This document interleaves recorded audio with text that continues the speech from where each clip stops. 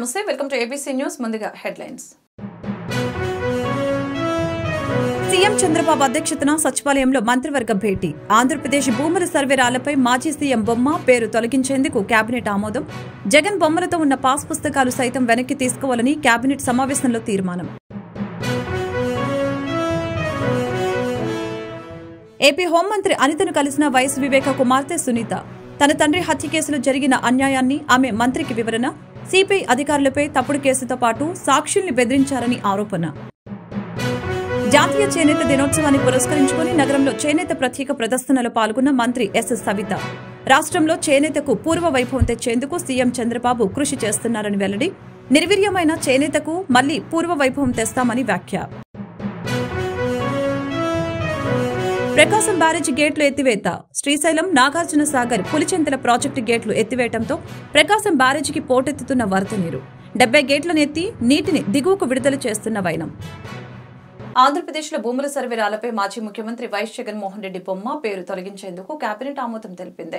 జగన్ బొమ్మలతో ఉన్న పాస్ పుస్తకాలు సైతం వెనక్కి తీసుకోవాలని కేబినెట్ సమావేశంలో తీర్మానించారు. ఈ మేరకు ముఖ్యమంత్రి చంద్రబాబు అధ్యక్షతన జరుగుతున్న సమావేశంలో పలు కీలక అంశాలపై చర్చించారు. ఏపీ సీఎం చంద్రబాబు అధ్యక్షతన సచివాలయంలో మంత్రివర్గ సమావేశం జరిగింది. కేబినెట్ భేటీలో పలు కీలక అంశాలపై చర్చించి ఆమోదం తెలిపారు. ఏపీ కేబినెట్ సమావేశంలో గత ప్రభుత్వంలో అప్పటి సీఎం జగన్ బొమ్మ పేరు ఉన్న సర్వేరాళ్ల అంశం చర్చకొచ్చింది. సర్వేరాళ్లపై మాజీ ముఖ్యమంత్రి బొమ్మ పేరు తొలగించాలని పలువురు మంత్రులు సీఎం దృష్టికి తీసుకువెళ్లారు. బొమ్మల పిచ్చితో జగన్ 700 కోట్లు ఖర్చు చేశారని మంత్రులు చంద్రబాబుకు తెలిపారు. దీంతో జగన్ బొమ్మ పేరు తొలగించడానికి కేబినెట్ ఓకే చెప్పింది. అలాగే రాజముద్ర ఉన్న కొత్త పట్టాదారు పాసు పుస్తకాల పంపిణీ చేయాలని సమావేశంలో నిర్ణయించారు. మాజీ సీఎం బొమ్మలతో ఉన్న పాస్ పుస్తకాలను వెనక్కి తీసుకోవాలని తీర్మానించారు. భూముల రీసర్వేపై కేబినెట్లో రెవెన్యూ శాఖ నోట్ సమర్పించింది. రీసర్వే వలన తలెత్తిన వివాదాలపై కూడా చర్చ జరిగింది.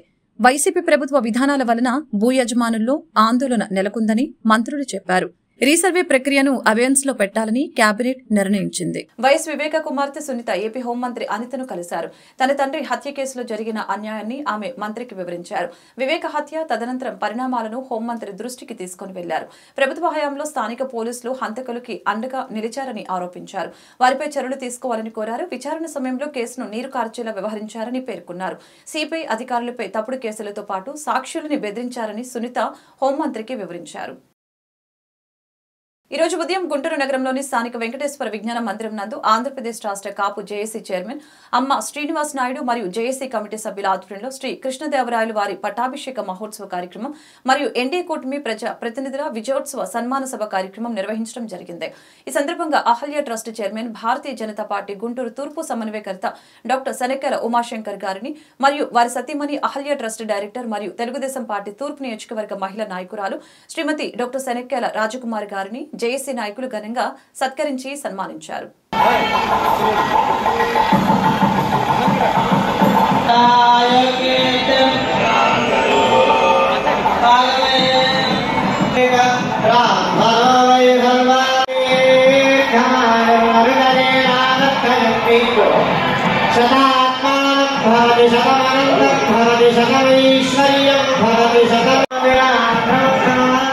ఎగువ నుంచి ఎడతెరిపి లేకుండా కురుస్తున్న వర్షాలకి శ్రీశైలం నాగార్జున సాగర్ పులిచెంతల ప్రాజెక్టు గేట్లు ఎత్తివేయడంతో ప్రకాశం బ్యారేజీకి వరద నీరు భారీగా చేరుతోంది. బ్యారేజీ పూర్తి నీటి నిల్వ సామర్థ్యం 12 అడుగులకి నీటి మట్టం చేరుకున్న నేపథ్యంలో ఇన్ఫ్లో పెరుగుతున్న తరుణంలో అధికారులు 70 బ్యారేజీ గేట్లను ఎత్తి దిగువకు మిగులు జలాలను విడుదల చేశారు.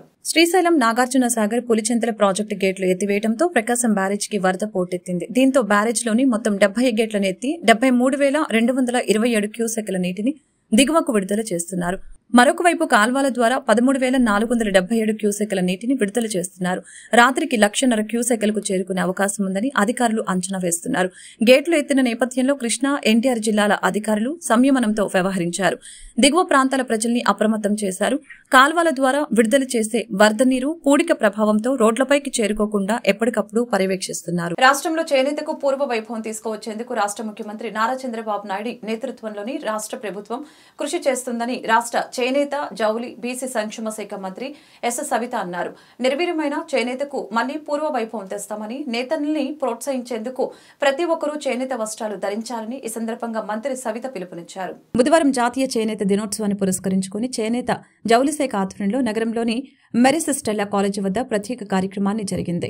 ఈ కార్యక్రమంలో రాష్ట్ర చేనేత జౌలి బీసీ సంక్షేమ శాఖ మంత్రి ఎస్ సవిత, విజయవాడ తూర్పు శాసనసభ్యులు గద్దె రామ్మోహన్, రాష్ట్ర చేనేత జౌలి శాఖ ముఖ్య కార్యదర్శి K Sunitha, commissioner G Rekharani, archaeology museums commissioner G Vanimohan తదితరులు చేనేత వాక్థాన్ను ప్రారంభించారు. చేనేత వస్త్రాలు ధరిద్దాం, చేనేత కళను ప్రోత్సహిద్దామంటూ పిలుపునిచ్చారు.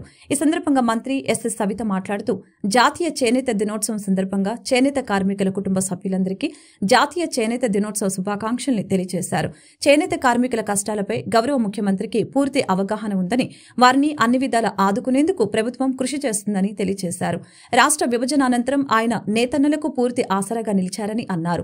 వారికి సుస్థిర జీవనోపాధికి వివిధ సంక్షేమ పథకాలు, కార్యక్రమాలు అమలు చేశారని అన్నారు. అయితే గత కొన్నేళ్లలో నేతన్నలకు సరైన ఆదాయం లేక, వారి ఉత్పత్తులు కొనేవారు లేక వలసపోయే పరిస్థితి వచ్చిందని, ఆత్మహత్యలు చేసుకున్న సంఘటనలు కూడా చోటు చేసుకున్నాయని అన్నారు. నిర్వీర్యమైన చేనేతలకు మళ్లీ పూర్వ వైభవం తెస్తామని, నేతన్నల్ని ప్రోత్సహించే క్రమంలో ప్రతి ఒక్కరూ చేనేత వస్త్రాలు ధరించాలని ఈ సందర్భంగా మంత్రి సవిత పిలుపునిచ్చారు. శాంతి భద్రతల్ని కాపాడటంలో కూటమి ప్రభుత్వం రాజీ పడబోదని మాజీ మంత్రి దేవినేని ఉమామహేశ్వరరావు స్పష్టం చేశారు. ముఖ్యమంత్రి చంద్రబాబు నాయుడు కలెక్టర్ల కాన్ఫరెన్స్ లో కూడా ఇదే విషయాన్ని స్పష్టంగా చెప్పారని ఉమా వ్యాఖ్యానించారు. టీడీపీ సీనియర్ నేత మాజీ మంత్రి దేవినేని ఉమా మీడియాతో మాట్లాడుతూ పరామర్శకు వచ్చి జగన్ రెడ్డి పథకాల గురించి చెప్తున్నాడని విమర్శించారు. 2019 అధికారంలోకి వచ్చిన తర్వాత చెప్పిన పథకాలు మొదటి సంవత్సరంలో ఏం అమలు చేశారో జగన్మోహన్ రెడ్డి చెప్పాలని అన్నారు. సెక్యూరిటీ కావాలని న్యాయస్థానాలకు వెళ్తున్న జగన్ రెడ్డి మానసిక స్థితి సరిగ్గా లేదని అన్నారు. వచ్చే నెలలో ముఖ్యమంత్రి సీటు కూడా నాదేనని కోర్టుకు ఎక్కే పరిస్థితి ఏర్పడుతుందని అన్నారు. మొదటి నెలలో ఢిల్లీ వెళ్లి రాష్ట్రపతి పాలన అన్నావు, ప్రతిపక్ష హోదా కావాలని కోర్టులో కేసులు వేశావు, నీకు ఢిల్లీలో పత్రికలు మీడియా గడ్డిపెట్టినా కూడా సిగ్గురాలేదా అని ప్రశ్నించారు. నువ్వు చేసిన విధ్వంసాన్ని ఆలపాటి సురేష్ కళ్లకు కట్టినట్లు రాసిన పుస్తకాన్ని నీకు పంపిస్తాను. ఈ రాష్ట్రాన్ని ఎంత విధ్వంసం చేశావో చాలా స్పష్టంగా ఉందని చెప్పారు. 2-3 నెలలు తిరగకుండానే మాజీ స్పీకర్ కోడలను పొట్టన పెట్టుకున్నావు అంటూ మండిపడ్డారు. చంద్రబాబు పల్నాడు వెళ్తుంటే ఇంటి గేటుకు తాళ్లు కట్టావు, నువ్వా శ్రీరంగ నీతులు చెప్పేది అని విమర్శించారు. 11 సీట్లు వచ్చినా నీలో పరివర్తన లేదు, ప్రజలిచ్చిన తీర్పుతో నిన్ను బంగాళాఖాతంలో కలిపారని అన్నారు. కొడాలని వాలమనేని వంశీ, చంద్రశేఖర్ రెడ్డి వీళ్ళు మాట్లాడిన భాష మనుషులు మాట్లాడిన భాషనా? పశువుల కన్నా హీనంగా మహిళల పట్ల, కుటుంబ సభ్యుల పట్ల గౌరవ సభలో శాసనసభని గౌరవ సభ చేసి వాళ్ళ యథోకూతలకు వస్తూ ఉంటే వికటహాసాలు చేశావు. గౌరవ సభలో సుయోధనులాగా వికటహాసం చేస్తే నీకు పట్టిన కర్మ 11 సీట్లు. ఇంత అరాచకం, ఇంత అబ్దుల్ సలాం, ఈ పాపాలన్నీ కూడా నిన్ను వెంటాడుతూ ఉన్నాయి. ఇవాళ నీతులు చెప్తేనో, ఇవాళ నువ్వు కబుర్లు చెప్తేనో ప్రజలు నమ్మటానికి సిద్ధంగా లేరు. 53 రోజులు చంద్రబాబు నాయుడు గారి మీద అక్రమ కేసు బనాయించి నువ్వు నీతులు చెప్తున్నావా? బంగాళాఖాతంలో కలుపుతావా? మళ్ళీ వస్తావా? ఏం చేద్దాం రాష్ట్రాన్ని? ఇంకేం చేస్తావా? ఇంకేం చేయాలనుకున్నావు ఈ రాష్ట్రాన్ని? మాజీ ముఖ్యమంత్రి జగన్మోహన్ రెడ్డి ముఖ్యమంత్రి స్థాయి భద్రత అడగటంపై టీడీపీ రాష్ట్ర అధికార ప్రతినిధి నాగుల్ మీరా నిప్పులు చెరిగారు. ముఖ్యమంత్రి స్థాయి భద్రత అడగటంతో జగన్ పిచ్చి పరాకాష్ఠకి వెళ్లిందని, గులకరాయి కోడికత్తి డ్రామా ఆడితే ముఖ్యమంత్రి స్థాయి భద్రత కేటాయిస్తారా అంటూ నాగుల్ మీరా వ్యంగ్యం ప్రదర్శించారు. విజయవాడ పార్లమెంట్ భవనం నందు నిర్వహించిన మీడియా సమావేశంలో టీడీపీ రాష్ట్ర అధికార ప్రతినిధి నాగుల్ మీరా మీడియాతో మాట్లాడారు. ముఖ్యమంత్రి స్థాయి భద్రత ఎవరికిస్తారో తెలియని వ్యక్తి జగన్ అని, గతంలో ముఖ్యమంత్రిగా ఎన్నుకున్నందుకు రాష్ట్రంలో ప్రజలు బాధపడే పరిస్థితి ఉందని తెలిపారు. ముఖ్యమంత్రికి ఏ భద్రత ఉంటుంది, ప్రతిపక్ష హోదా నాయకుడికి ఏ భద్రత ఉంటుందో జగన్ తెలుసుకొని మాట్లాడాలని అన్నారు. జగన్ హయాంలో జెడ్+ ఉన్న చంద్రబాబుకి తగిన గౌరవం ఇచ్చారా అని నిలదీశారు. ముఖ్యమంత్రులుగా చేసిన వైఎస్ఆర్, రోషయ్య, కిరణ్ రెడ్డిలు జెడ్+ భద్రత ఉన్న చంద్రబాబుకి తగిన గౌరవం ఇవ్వటం జరిగిందని అన్నారు. నువ్వెందుకు ఇవ్వలేదో సమాధానం చెప్పాలంటూ డిమాండ్ చేశారు. సీఎం చంద్రబాబు విలువలు తెలిసిన వ్యక్తి కాబట్టి నీ కారు అసెంబ్లీలోకి అనుమతిచ్చారని, నీకు నీ పార్టీ వాళ్ళ నుంచే ప్రమాదం ఉంటుంది. ఈ ప్రజాస్వామ్యంలో ప్రజలు నిన్ను తిరస్కరించారు అంతే అని వ్యాఖ్యానించారు. తెలుగుదేశం పార్టీకి జగన్ శత్రువు కాదు, కేవలం రాజకీయ ప్రత్యర్థి మాత్రమేనని స్పష్టం చేశారు. మాజీ ముఖ్యమంత్రి జగన్మోహన్ రెడ్డి Z+ కేటగిరీ అడుగుతా ఉన్నాడు. Z+ ఎవరికి ఇస్తారో కూడా తెలియని వ్యక్తిని ముఖ్యమంత్రిగా ఎన్నుకోవడం అనేది ప్రజలు ఇప్పుడు ఇట్లాంటి అమాయకుణ్ణి, ఇట్లాంటి పనికిమాలినోడిని ఎందుకు ఎన్నుకున్నామని బాధపడేటువంటి పరిస్థితి ఉంది. Z+ అడగటం అంటే జగన్మోహన్ రెడ్డి పిచ్చి పరాకాష్ఠకి వెళ్ళిపోయింది. Z+ ఎవరికి ఇస్తారు? ముఖ్యమంత్రికి ఏ కేటగిరీ ఉంటుంది, ప్రతిపక్ష నాయకుడికి ఏ కేటగిరీ ఉంది, Z+ ఏ పరిస్థితుల్లో ఇస్తారో తెలుసుకుని మాట్లాడు జగన్ రెడ్డి. Z+ అనేది కేంద్ర ప్రభుత్వం ఇచ్చేటువంటి సెక్యూరిటీ. ఎవరికి ఏ సెక్యూరిటీ ఇవ్వాలనేది ఆంధ్రప్రదేశ్ ఇంటెలిజెన్స్ ఉంటుంది, సెంట్రల్ IB ఉంటుంది. వీళ్ళు మానిటరింగ్ చేస్తారు. పర్యవేక్షణలో ఎవరికి ఏ సెక్యూరిటీ ఇవ్వాలనేది దీనికి కమిటీ ఉంటుంది. ఆ కమిటీ రెఫర్ చేసినటువంటి నేపథ్యంలో వారికి ఉన్న థ్రెట్ని బట్టి, అంటే నువ్వు గులకరాయి కోడికత్తి డ్రామాలు ఆడితేనే Z+ ఇచ్చేస్తారా? ప్రజలకు పూర్తి మౌలిక వసతులు కల్పించి గ్రామాలను అభివృద్ధి చేయాలన్న రాష్ట్ర ముఖ్యమంత్రి ఆలోచనల్ని ఆచరణలో పెట్టేందుకు భవిష్యత్తు అవసరాలు, ప్రజలు సామాజిక అవసరాలను దృష్టిలో పెట్టుకుని గ్రామ సమగ్ర అభివృద్ధి ప్రణాళికల్ని రూపొందించాలని జిల్లా కలెక్టర్ జి. సృజన అధికారుల్ని ఆదేశించారు. ప్రతి మండలానికి కేటాయించే నిధులతో పాటు DMF నిధులు కూడా వినియోగించేలా చర్యలు తీసుకోవాలని అన్నారు. గ్రామాల సమగ్ర అభివృద్ధికి ప్రభుత్వ ఆలోచనకు అనుగుణంగా సేవలందించి అభివృద్ధిలో అధికారులు భాగస్వాములు కావాలని కలెక్టర్ సూచించారు. గ్రామాల సమగ్రాభివృద్ధికి చేపట్టవలసిన ప్రణాళికపై బుధవారం జిల్లా కలెక్టర్ జె. సృజన కలెక్టరేట్లోని పింగళి వెంకయ్య సమావేశ మందిరంలో పంచాయతీరాజు, రూరల్ డెవలప్మెంట్ RWS, డ్వామాలకు చెందిన ఇంజనీరింగ్ అధికారులతో సమావేశం నిర్వహించారు. సమావేశంలో జిల్లా కలెక్టర్ మాట్లాడుతూ ఇటీవల రాష్ట్ర ముఖ్యమంత్రి నిర్వహించిన కలెక్టర్ల సమావేశంలో గ్రామాల అభివృద్ధిపై ప్రత్యేకంగా ప్రస్తావించి దిశా నిర్దేశం చేయడం జరిగిందని అన్నారు. గ్రామాలను అభివృద్ధి చేయడంలో అధికారుల ఆలోచన విధానంలో మార్పు రావాలని అన్నారు. ప్రజల ప్రస్తుత సామాజిక అవసరాలతో పాటు భవిష్యత్తు అవసరాలను కూడా దృష్టిలో పెట్టుకుని ప్రణాళికల్ని రూపొందించుకోవాల్సిన అవసరం ఉందని అన్నారు. స్థానిక ప్రజా ప్రతినిధులు, గ్రామస్తులు, ఇంజనీరింగ్ అధికారులు సంయమనంతో గ్రామాలలో క్షేత్రస్థాయిలో పర్యటించి రాబోయే 3 సంవత్సరాలలో చేపట్టి పూర్తి చేయవలసిన పనుల నివేదికను రూపొందించాలని తెలిపారు. ప్రస్తుతం చేపట్టి పూర్తి చేయవలసిన పనులు, భవిష్యత్తులో చేపట్టాల్సిన పనులకి సంబంధించి ప్రాధాన్యత క్రమంలో ప్రతిపాదనలు సమర్పించాలని అన్నారు. డ్రైన్ల నిర్మాణంలో శాస్త్రీయ దృక్పథాన్ని దృష్టిలో పెట్టుకోవాలని అన్నారు. ఉపాధి హామీ పనుల్లో కూలీలను పెద్దెత్తున భాగస్వాములు చేసి పని కోరిన ప్రతి ఒక్కరికి పని కల్పించాలని, పనుల ప్రగతిని ప్రతిరోజు టెలికాన్ఫరెన్స్ ద్వారా సమీక్ష చేస్తామని అన్నారు. ఎస్సీ వర్గీకరణపై సుప్రీంకోర్టు ఇచ్చిన తీర్పును వ్యతిరేకిస్తున్నామని జై భీమ్ భారత పార్టీ అధ్యక్షులు జడ శ్రావణ్ కుమార్ పేర్కొన్నారు. ఇదొక అపరిపక్వమైన తీర్పు అని, కేవలం రాజకీయ ప్రయోజనాలతో ఇచ్చిన తీర్పుగా పేర్కొన్నారు. కేంద్ర ప్రభుత్వం ఎటు చూస్తే అటు ఇచ్చిన తీర్పును తాము స్వాగతించడం లేదని తెలిపారు. ఎన్టీఆర్ జిల్లా గాంధీనగర్లోని జై భీమ్ భారత పార్టీ కార్యాలయంలో జరిగిన విలేకరుల సమావేశంలో ఆయన మాట్లాడుతూ జ్యుడిషియరీ కేంద్ర ప్రభుత్వ కనుసన్నల్లో పనిచేస్తుందన్న అనుమానాలు కలుగుతున్నాయని తెలిపారు. ఇటీవల సుప్రీంకోర్టు తీర్పులను గమనిస్తే ప్రజలకు న్యాయ వ్యవస్థపై నమ్మకం సన్నగిల్లుతుందని అన్నారు. అన్నదమ్ములుగా ఉన్న మాల, మాదిగల మధ్య 30 ఏళ్ల కిందట చంద్రబాబు నాయుడు చిచ్చు పెట్టారని అన్నారు. ఆ 2 కులాలను రాజ్యాధికారాన్ని దూరం చేసే దుర్మార్గపు కుట్రకు తెరలేపిన మొదటి ముద్దాయి చంద్రబాబేనని అన్నారు.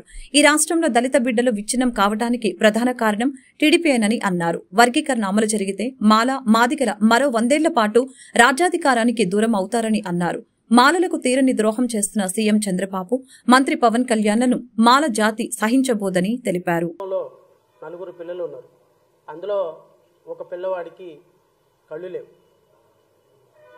ఇంకో పిల్లవాడికి కాళ్ళు లేవు, ఇంకో పిల్లవాడికి చేతులు లేవు, ఇంకో పిల్లవాడికి గుండెలో ఒక పెద్ద హోల్ ఉంది.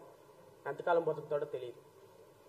అయితే ఆ కన్న తల్లి ఏ పిల్లోని బాగా చూడాలి?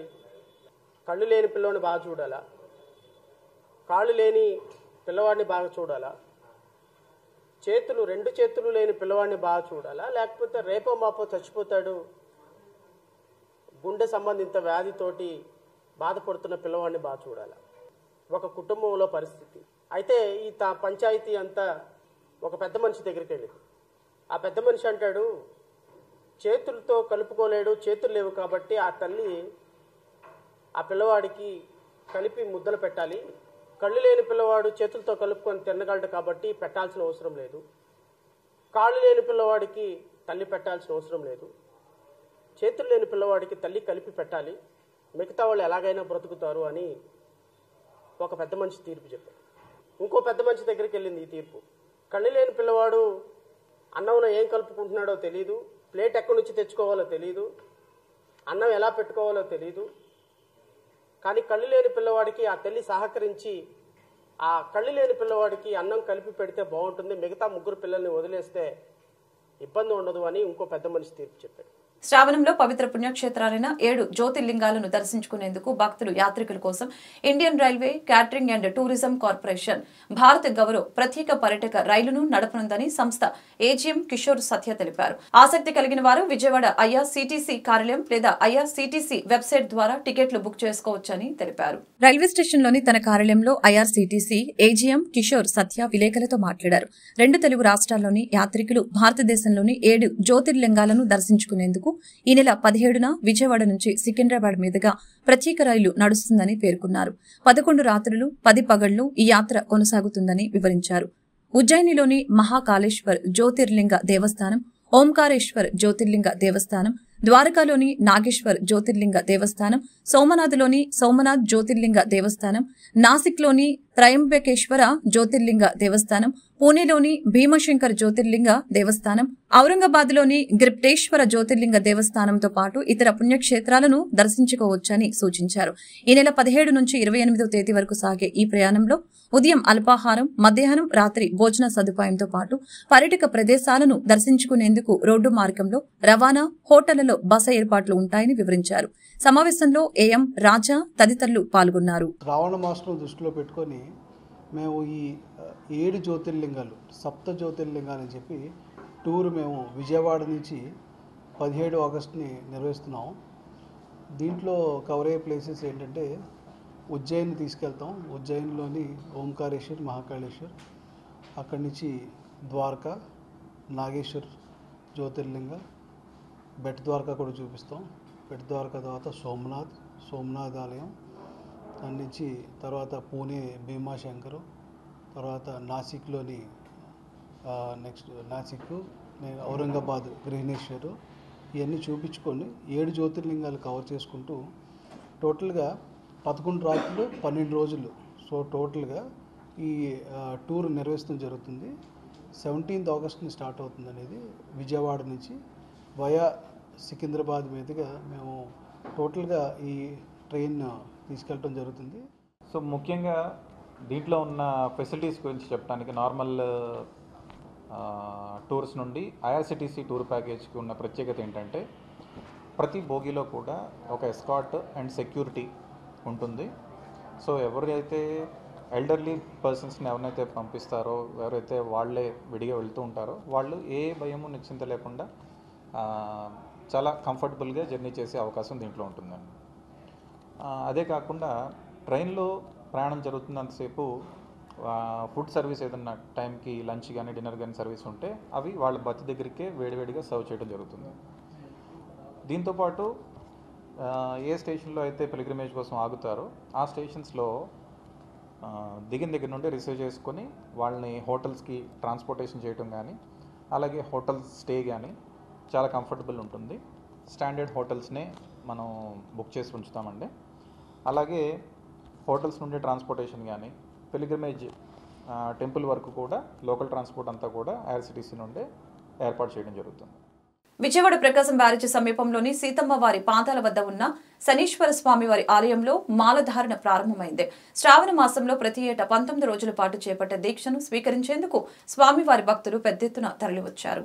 విజయవాడ శనీశ్వర స్వామి ఆలయంలో దీక్షలు ప్రారంభమయ్యాయి. 19 రోజుల పాటు జరుగుతున్న శనీశ్వర స్వామి దీక్షను స్వీకరించేందుకు భక్తులు తరలివచ్చారు. ఎంతో భక్తి శ్రద్ధలతో స్వామివారి దీక్షను స్వీకరించారు. ఆలయ ప్రధాన అర్చకులు శ్రీమన్నారాయణ ఆధ్వర్యంలో మాల ధారణలు జరిగాయి. మాలను దీక్షించే భక్తులు కుటుంబ సభ్యులతో కలిసి పెద్ద ఎత్తున ఆలయానికి చేరుకుని ప్రత్యేక పూజలు నిర్వహించారు. ప్రతి ఏటా శ్రావణ మాసంలో శనీశ్వర స్వామి దీక్షలను స్వీకరిస్తారు. 19 రోజుల పాటు ఎంతో నిష్ఠగా దీక్షను కొనసాగిస్తారు. విజయవాడ నగరంతో పాటు ఇతర ప్రాంతాల నుంచి కూడా భక్తులు తరలివచ్చి మాలను ధరిస్తారు. శనీశ్వర స్వామి వారి దీక్షను స్వీకరించడం ద్వారా మంచి జరుగుతుందనేది భక్తుల నమ్మకం. ఈ సందర్భంగా ఆలయ ప్రధాన అర్చకులు శ్రీమన్నారాయణ మాట్లాడుతూ దీక్షా కాలంలో ప్రతిరోజు స్వామివారికి ప్రత్యేక పూజలు నిర్వహిస్తామని తెలిపారు.